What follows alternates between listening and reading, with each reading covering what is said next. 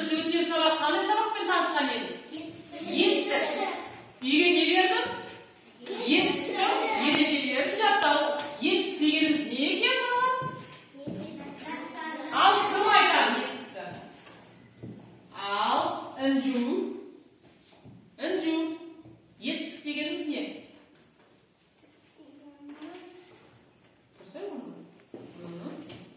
Ережесі. Етістік дегеніміз не? Оның сұрақтары.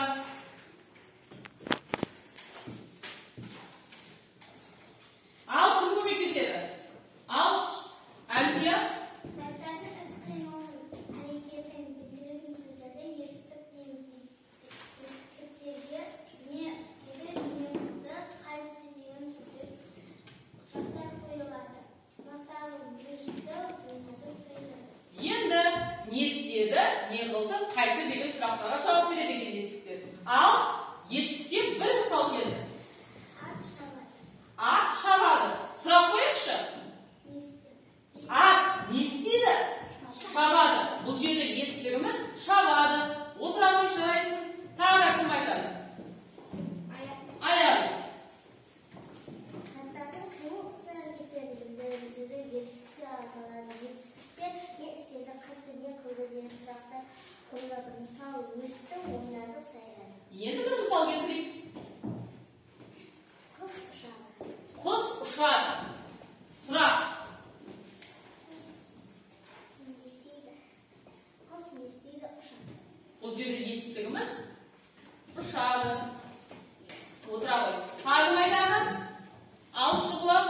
Заттардың қимыл іс-әрекетін білдіретін сөздерді етістік дейміз. Етістікке не істеді, қайтты, не қылды деген сұрақтар қойылады.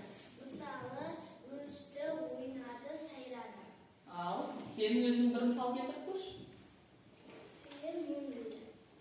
Сиыр мөңірейді. Ал сұрақ қоямыз. Не істейді? Не істейді? Мөңірейді. Мөңірейді. Отыра қой жарайсың. Ал Ғалымжан. Заттардың қимыл іс-әрекетін білдіретін сөздер етістік дейміз. Етістіктегі не істеді, қайтты, не қылды деген сұрақтар қойылады.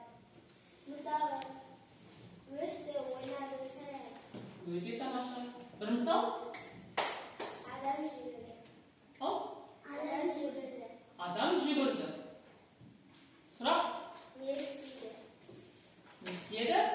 Жүгірді. Жүгірді. Бұл жерде жүгірді деген сөз етістік екен. Отыра қой. Алмас айтамын дейді. Заттардың қимылын, іс-әрекетін білдіретін сөздерде етістік дейміз. Не істеді, қайтты, не істейді деген сұрақтар қойылады. Мысалы, өсті, ойнады, сайрады. Ал бір мысал. Ат секірді. Ат секірді. Ат не істеді? Секірді. Бұл жерде етістігіміз секірді. Біз сұрақ қоямыз, сұраққа жауап берген сөз сол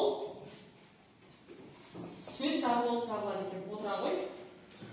Ал олай болса барлығымыз 108-ші сабақты ашамыз. Жаңа сабақ. Аштық па? 15-ші жаттығу. Қараймыз. Не дейді? 15-ші жаттығуда. Мәтінді түсініп мол дейді. Мұқият тыңдаймыз. Мұқият тыңдаймыз. 76-шы бет. 76-шы бет. 76-шы бет. Ал мұқият тыңдаңдар. Мен оқып берейін. Мақта аса бағалы өсімдік. Одан талшық алынады. Мақта құнарлы топырақты және ылғалды ұнатады. Ол суармалы жерде өсіріледі. Піскен кезде қауашағы ашылады. Одан үлпілдеген ақ мақта көрінеді. Енді бұл жерде астына қараймыз. Мәтін мазмұны бойынша бір-біріне сұрақ қойды. Ал осы мәтін бойынша сұрақ айтайықшы, сұрақ сұрастырайықшы. Тұрып айтсай. Иә, мақтадан не тігуге болады? Кім айтады? Мата. Киім. Қолыңыз қой. Қолыңызды. Көрпеше. Ал. Көрпеше. Дархан. Көрпеше. Иә. Al. Алмас. Киім тігеді. Киім тігеді. Жарайсыңдар. Және бұл мәтін әңгімелеу мәтініне немесе сипаттау мәтініне. Сипаттау. Неге сипаттау? Өйткені бұл жерде мақта туралы мәлімет айтып тұрады, оны сипаттап тұр. Ол қай жерде өсіріледі, оның түрі қандай болады, одан нелер жасалады, бұның барлығы сипаттап тұрмыз. Бұл сипаттау мәтіні екен. Енді мақта көргендерің бар ма? Ол қандай болады? Аппақ, үлпілдек, жұмсақ. Мақтадан не аламыз деді? Талшық аламыз. Талшық дегенде одан жіп жасаймыз. Жіптен мата тоқимыз. Матадан әртүрлі киімдер жасалады. Және не алуға болады мақтадан? Май. Мақта майы бар. Несінен аламыз оны? Мақтаны? Шүйкінен аламыз. Мақта майы бар. Ал мақта қай жерде өсіріледі? Ылғалды жерде, суармалы жерде. Мақта суды қалайды екен. Ал олай болса біз келесі 16 жақтың қараймыз. Не дейді бұл жерде? Жұмбақты көркем жазып, шешуін тап дейді. Ал оқиықшы.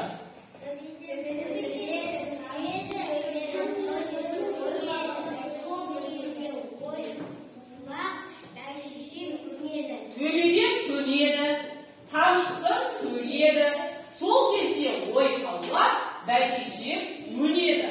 Бұл жерде жұмбақтың жауабы. Не? Иә, бұл жаңбыр.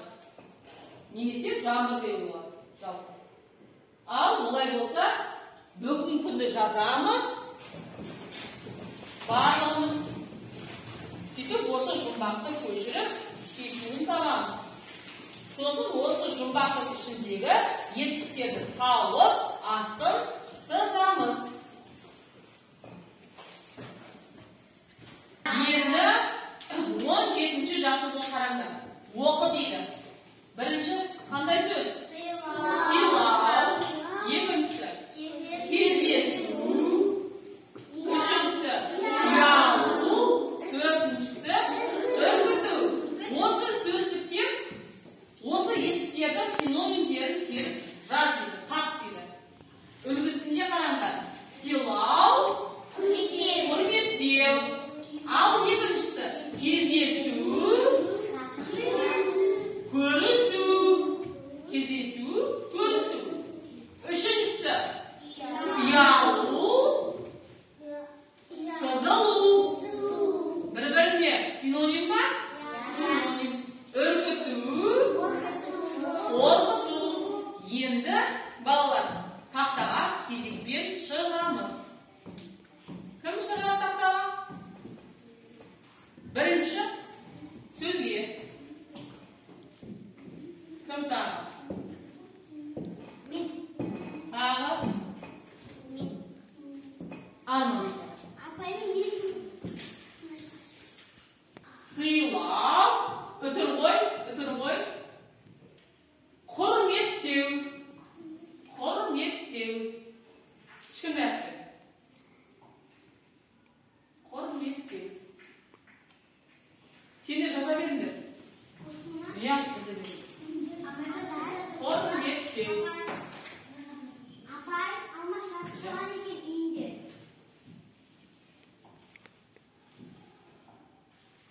Абай 17-ші жатында. Арғайшы, жалғастырамыз. Жаза бер.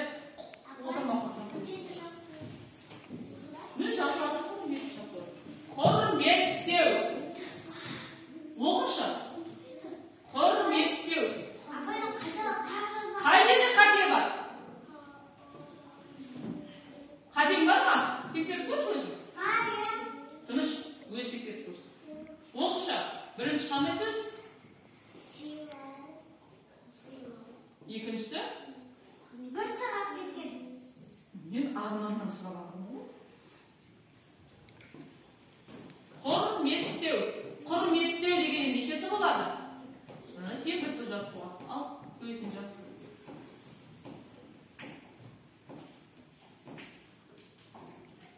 Отырамын. Ал, келесі екінші сөзді кім жазады? Аяғы. Көреміз.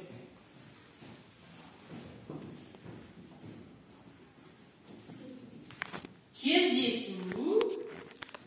Кездесу. Кездесу. Көрісу. Көрісу. Көрісу. Көрісу. Ал, оқшы.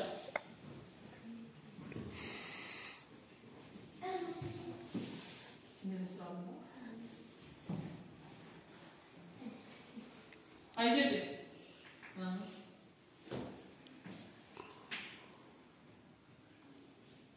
Отыр. Альфия. Ұялу. Мына жағына жасалады. Мына бетіне. Төмендеп. Анамен бірдей жасана. Солармен бірдей. Ұялу. Ұялу. Ұялу. Және сызылу.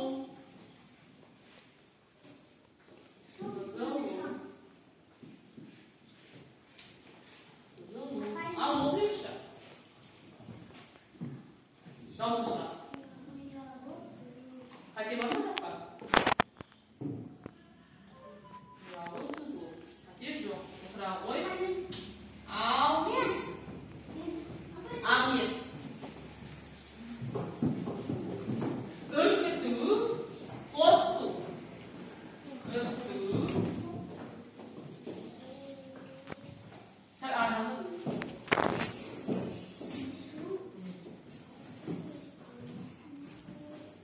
Үркіту. Үркіту.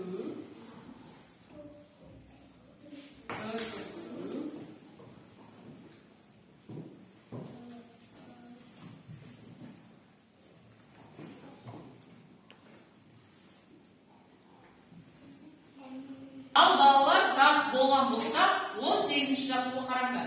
Суретті қараңдаршы суретке. Көрінер ме суретті? Суретте кімді көріп тұрмыз?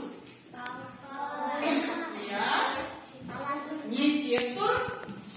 Киіндіріп тұр. Енді осы сұрақтардың орнына қажетті сөзді қойып көшіріп жаз дейді. Кім інісін киіндірді? Кім өзі киінді? Енді кім деген сөзге адамның атын қоямыз. Мысалы, кім інісін киіндірді? Ат қояды да?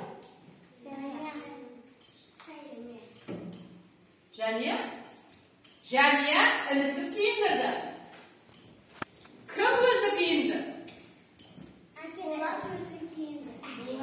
Болат өзі киінді.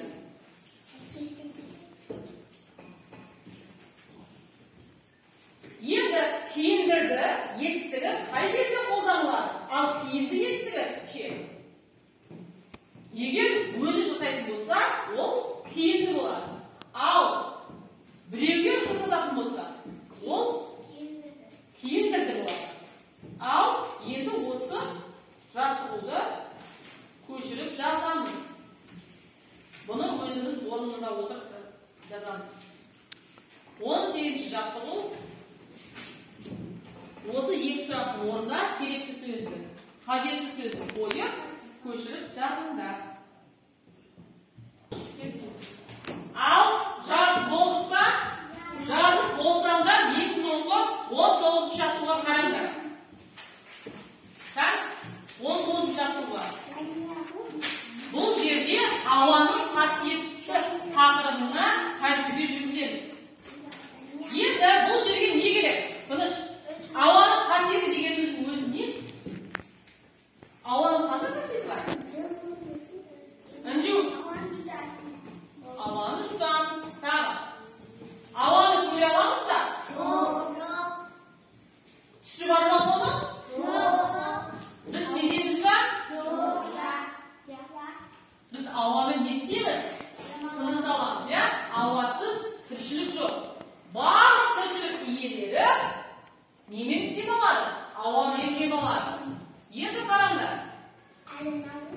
Мен қазір сендерге тәжірибе жасаймын.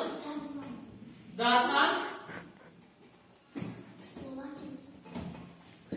Ал енді бізге 3 майшам керек. 3 майшамды не істейміз? Жағамыз. Оның біреуіне жарты литр, екіншісіне 2 литр жағып қойып, бетін жабамыз. Ал үшіншісінде ашық қалдырамыз. Енді сендер қалай ойлайсыңдар? Осы үшеуінің қайсысы алдымен сөнеді? Деп ойлайсыңдар?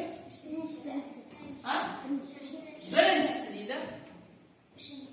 Үшіншісінде ол бет жабылмайды. Біріншісі жабылады, екіншісі 2 литрлікпен жабылады, үшіншісі ашық тұрады. Ал осы үшеуінің қайсысы алдымен өшеді? Ал олай болса осы тәжірибені жасаймыз. Сендер көресіңдер. Ал енді бірінші жарты литрлік банкамен бірінші шамның бетін жабамыз. Кейін екіншімен 2 литрлікпен жабамыз. Ал үшіншісі ашық тұр. Бірінші шам не болды? Сөніп қалды. Екіншісі әлі сөнген жоқ. Неге? Қараймыз.